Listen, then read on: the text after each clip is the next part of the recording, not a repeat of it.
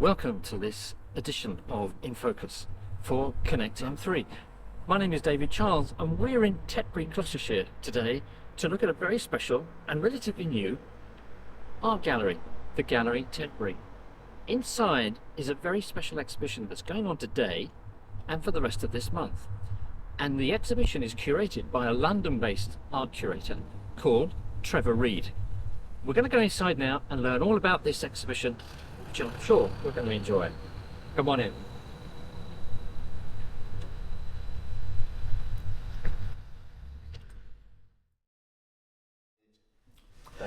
Myself and Jim Wingrove set up the Gallery Tetbury in November 2024, so not that long ago actually.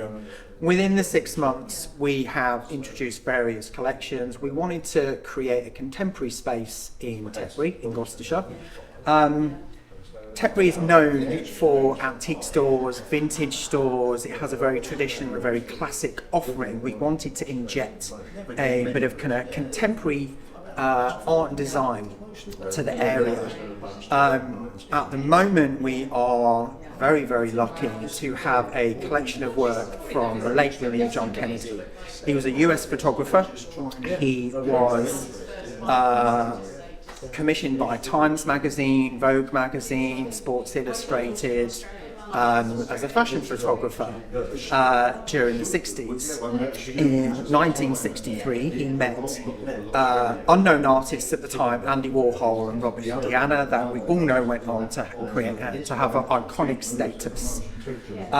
We're very lucky to have an exhibition of some of his works here.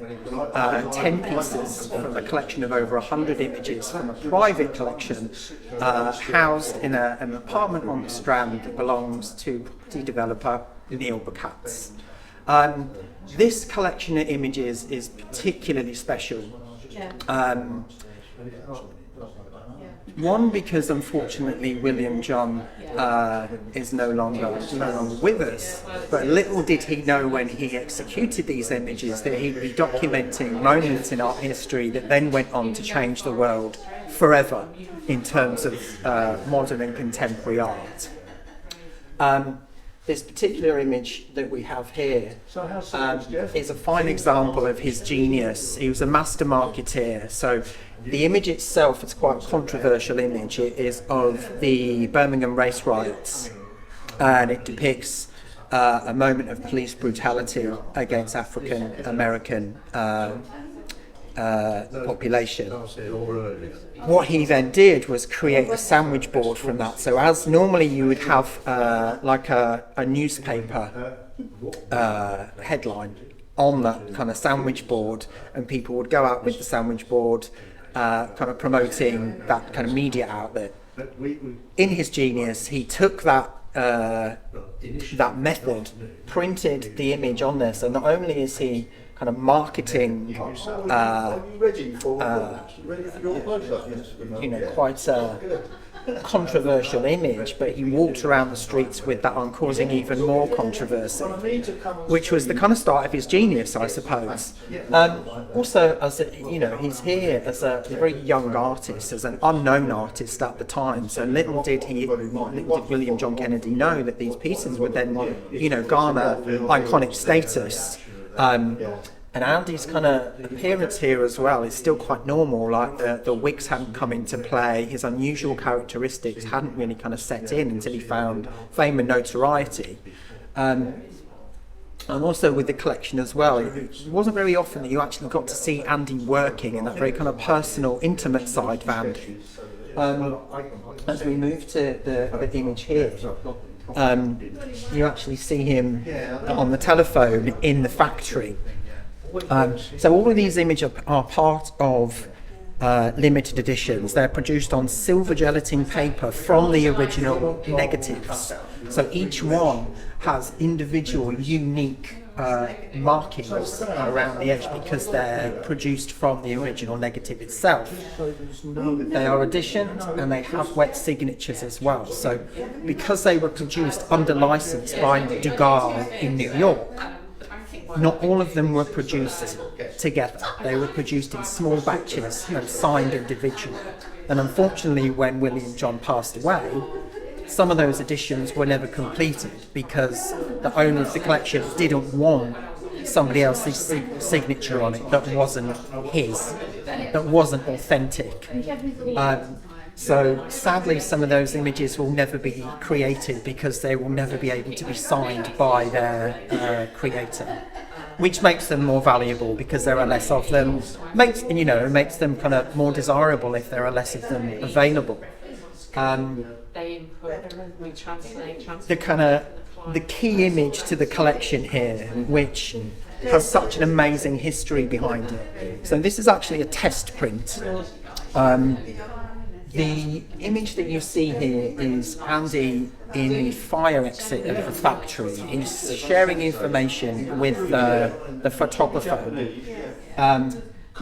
There is a suite of 4 images here, but this is the final image, and it depicts Andy standing in the fire exit with acetate rolled up at his feet. His arms are closed, he's very closed, and as the photographer kind of makes him at ease, he kind of loosens his arms, picks up the acetate, holds it up, and as he holds it up, the sun shines through the back of the fire exit here.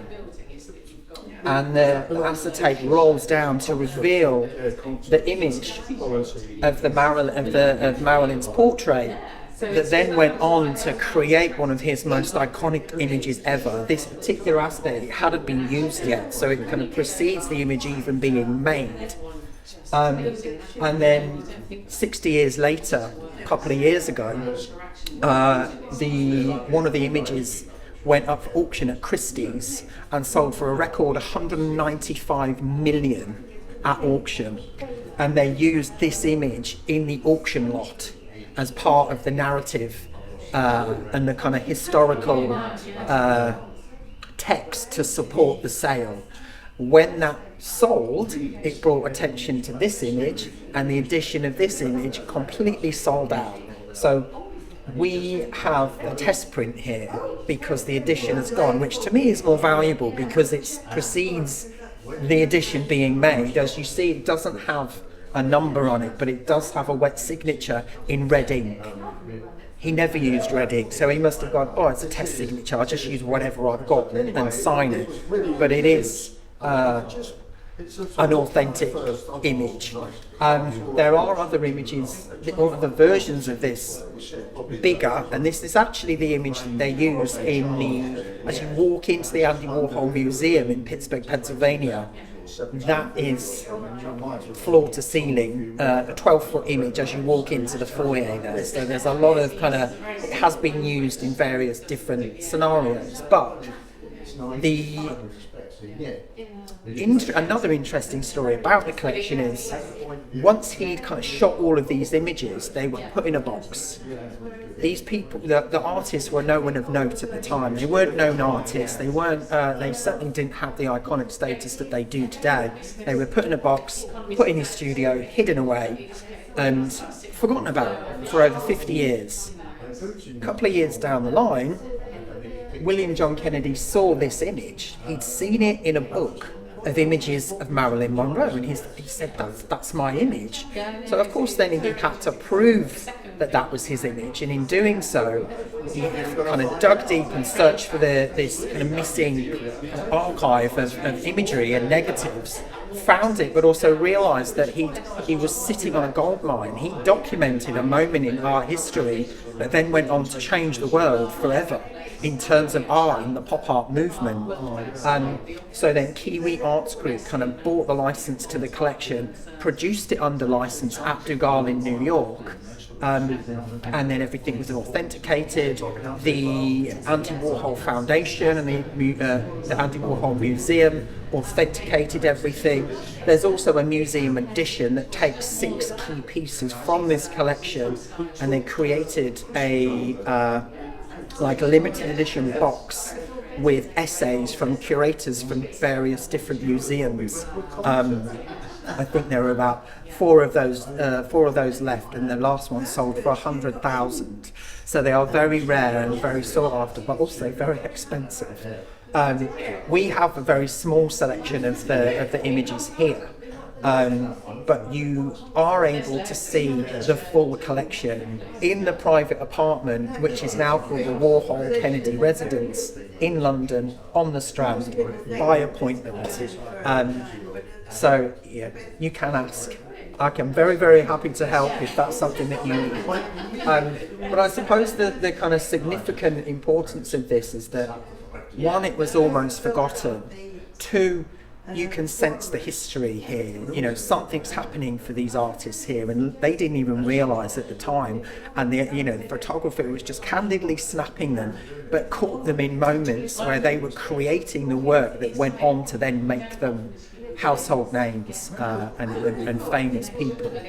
It was, so for me, it's such a privilege. Every time I talk about it, I get like my hair stands up. It just excites me, and I feel incredibly honoured to be able to kind of share these stories and share this information, because I feel like like the kind of keeper of these secrets, and I want to share them. It's a great privilege for me to be able to kind of house the images and kind of be surrounded by them and kind of share the history and the stories, because if you don't know, then you don't know. And there's a lot of kind of historical importance behind them, and also, unless you hear the stories, you might not necessarily understand what's happening here. And I think it's very important to kind of hear those stories, so that you can kind of invest in it and take some time to do your own research. There is a documentary that supports this called Before They Were Famous. A book was published last year as well, to support the collection.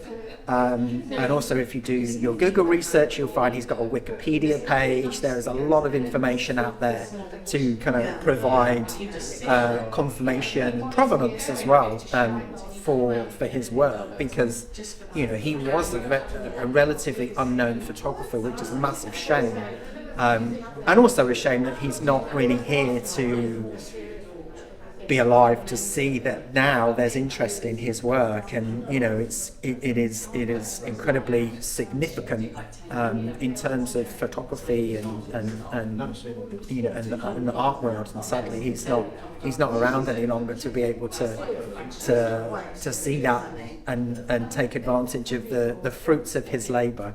But yes, so we have to do that for him. But you're around, and we're grateful for that. Thank you, and thank you for kind of giving me the opportunity to share this with them. And obviously, the show is gonna be here for a little while. We have such an amazing roster of events that do change. So we introduce something on a regular basis every month. We want to make it interesting and different. So we have painters, photographers, illustrators, sculptural artists. We have a lot of kind of very interesting projects coming up. So if you pay us a visit in Tetbury, the Gallery Tetbury, 3A New Church Street, please do visit. We are open 3 days a week, Friday, Saturday and Sunday, and by appointment at all other times as well. So if we're not open, you can just give us a call, and Jim, my partner in crime here, will very happily open up the doors and give you the guided tour if that's something that you want.